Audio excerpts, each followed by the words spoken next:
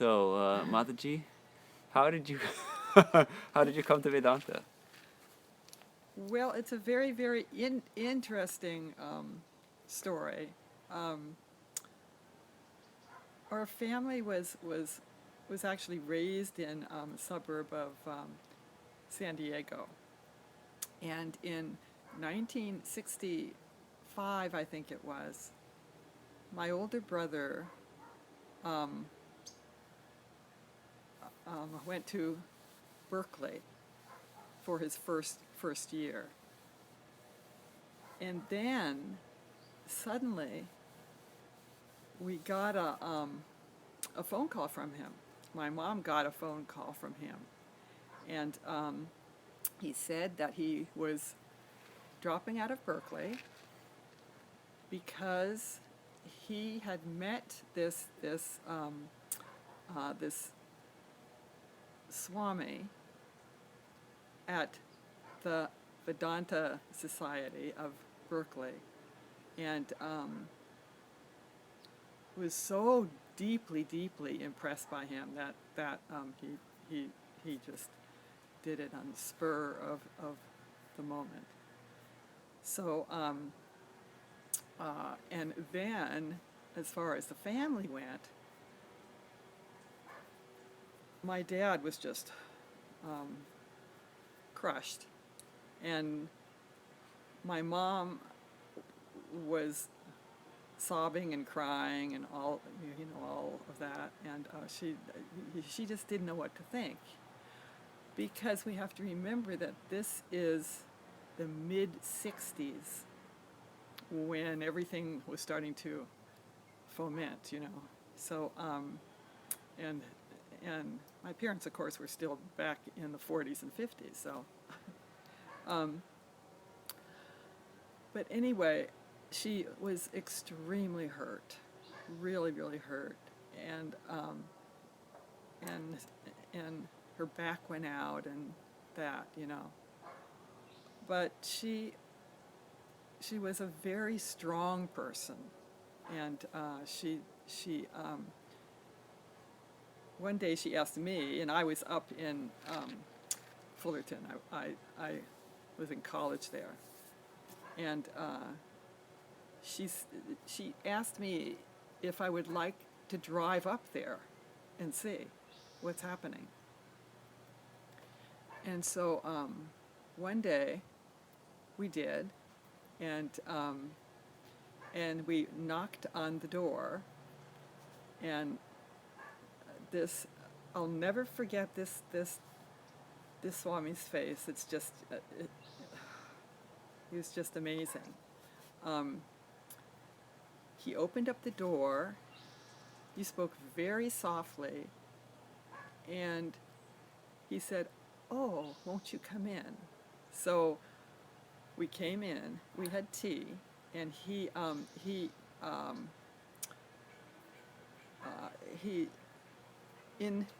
introduced us to Vedanta and what it meant, and where it started with, and a little bit about Ramakrishna and that. But it wasn't really so much what he said. It was who he was, which deeply impressed my mom and I, deeply. So we drove back home, and I was 19 or so at this time, maybe 18, 19, something like that. And we drove back home, and I continued with my college, and then after college, oh no, I left out a real important thing here. The important thing is this particular Swami in Berkeley told us we should go to Trabuco and meet Swami Prabhavananda. So that's what we did. We went to Trabuco, and and we met him, and he was quite short, about maybe 5'2", and I'm, I was like 6 feet. So he just looked up at me and he said, "I'm going to make you a nun," just like that. And so I said, "Oh, that's nice," or something. But it lodged and made me think about a lot of things. But I feel that I was a practical person because I went to college first, and then I got this wonderful job in research at Good Sam with cancer cells, and everything was really falling right into place because the doctor who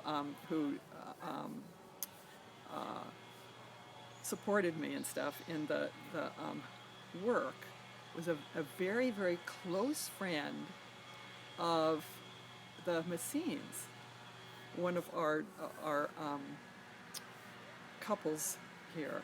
So they strongly recommended me, and so that was how I was able to get into that. And so then I worked there until I was like right before the cutting point, at 29, and then at 29 I joined. And previous also to this, I was coming up here like once or twice a year. So and when I first came, I thought, oh my God, there's no other place in the world like this. And I just knew that this was my place. I'm not going to leave it. I'm not going to go anywhere else. So that's the way that worked out. And then the coda is this too long? Keep going. The coda is that that gradually every single member of my family was initiated by a different guru. So that was nice. Yeah.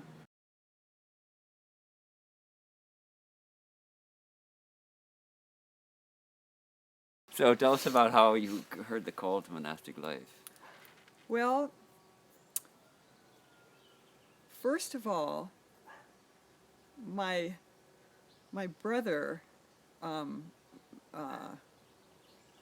when he dropped out of Berkeley, he went to the Vedanta Society and became a monk there.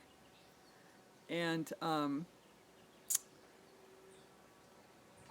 then he phoned home, and he talked to the family, and the family was rather crushed. But my mom was very strong, and so she and I went up to the Berkeley Temple, and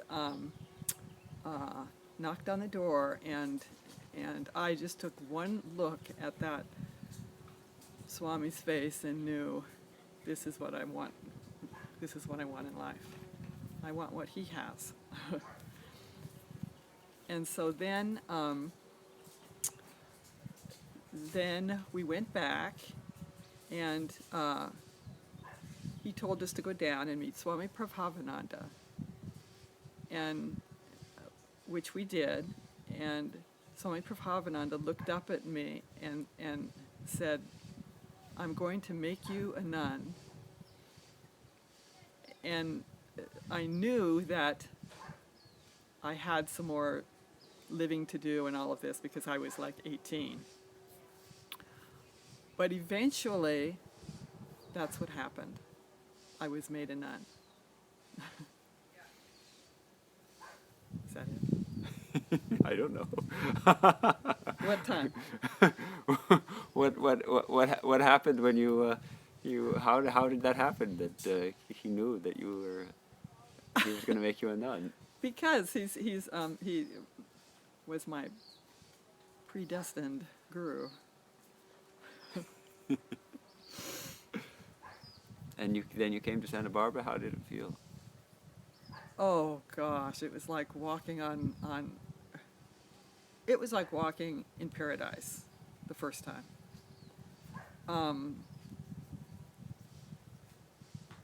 And there was, at that time, I think maybe 7 or something like that nuns here. So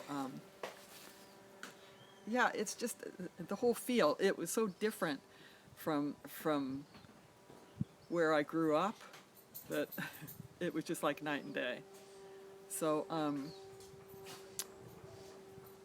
the other thing is that Swami Prabhavananda wanted me to join in Hollywood because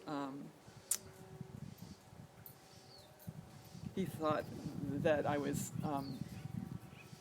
smart, with the with the cancer cells and all that stuff. So, but then, surprisingly enough, I did not want to join there. But surprisingly enough, a couple of days before I was scheduled to move, one of the Santa Barbara nuns called me and said, Swami wants you in Santa Barbara. So that was wonderful.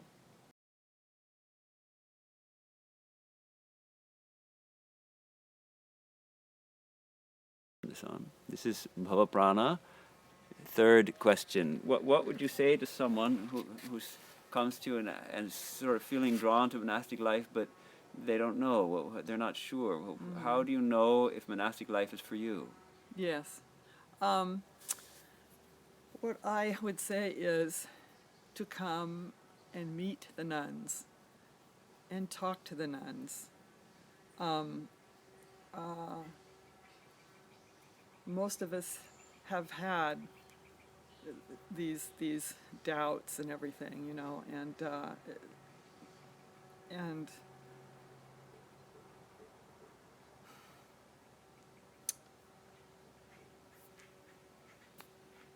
I don't know what to say. That's okay.